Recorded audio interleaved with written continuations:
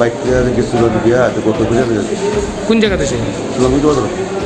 সুনামগঞ্জ বাজারে। এখন কোন হাসপাতাল নিয়েছেন? আপনার ভাইয়ের নাম কি? রাজু দেবদত্ত। বয়স? বয়স 32। কীরকম মানে ইনজুরি হয়েছে? বাবু বাবু এখন ডাক্তার কি কইছে?